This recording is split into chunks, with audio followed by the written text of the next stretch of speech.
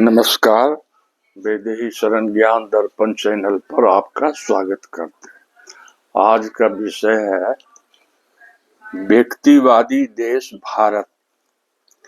भारत में व्यक्ति की महत्ता होती है, देश की महत्ता नहीं होती है। व्यक्ति को नेता बनने, सत्ता पाने के लिए वोट ही सब कुछ होता है। नैतिक मूल्य एवं मानवता का कोई अर्थ नहीं होता है।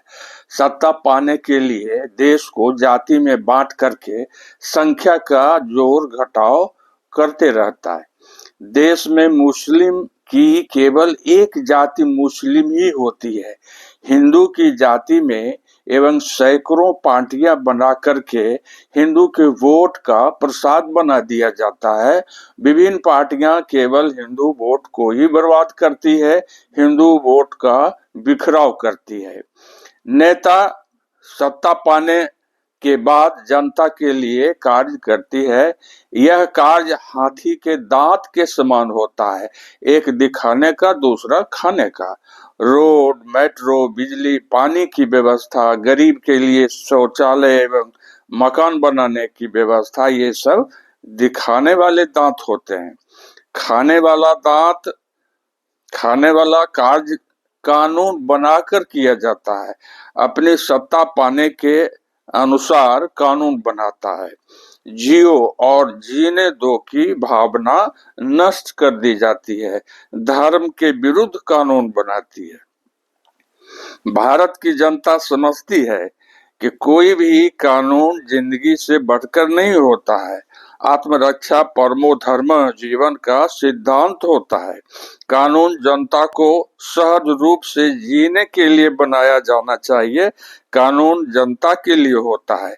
जिस व्यक्ति की सुख पाने की ऐसना मन में होती है, वह अपने अहंकार के कारण दूसरे को अपने अधीन रखना चाहती है, दूसरे के दर्द को नहीं समझती है। लेकिन संख्या बल के ज्यादा होते ही सत्ता लोभी नेता वैसा ही कानून बना देते हैं। वोट पाने की लालच होती है। जैसे शांत नदी में पत्थर फेंकने से तरंग होती है, वैसा ही तरंग गलत कानून बनाने पर समाज में उठती है। समाज अस्त व्यस्त हो जाता है, हिंदू की एकजुटता समाप्त हो जाती है।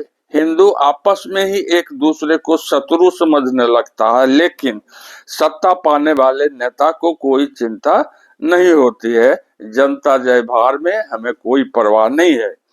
जब तक एक दूसरे के प्रति भेदभाव समाप्त हो जाने वाला कानून नहीं बनेगा, तब तक देश में अशांति बनी रहेगी। वर्तमान में यूजीसी कानून को समरूप बिना भेदभाव वाला कानून में नहीं बदला जाएगा, तब तक देश का कल्याण नहीं होगा। कुछ सत्ता पाने वाले नेता का ही कल्याण हो सकता है, लेकिन तब तक देश की जनता दुख झेलती रहेगी। व्यक्तिवादी देश के कारण ही जनता को दुख झेलना पड़ता है। जिस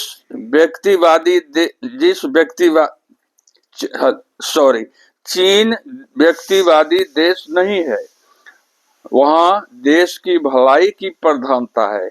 इंग्लैंड, अमेरिका आदि देश देशवादी है एवं व्यक्तिवादी भी है।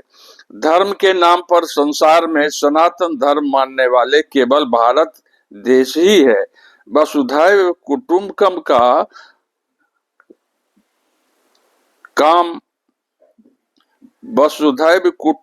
का भाव केवल सनातन धर्म में ही होता है। कानून बनाकर नेता ने सनातन धर्म को बदनाम कर दिया है। धन्यवाद।